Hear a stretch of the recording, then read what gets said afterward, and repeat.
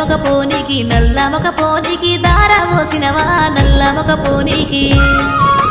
నల్ల వంకాయ కూర తినలేదే బిడ్డ నల్ల మగ పోడాని తెలువపాయనే నల్ల మగ పోడాని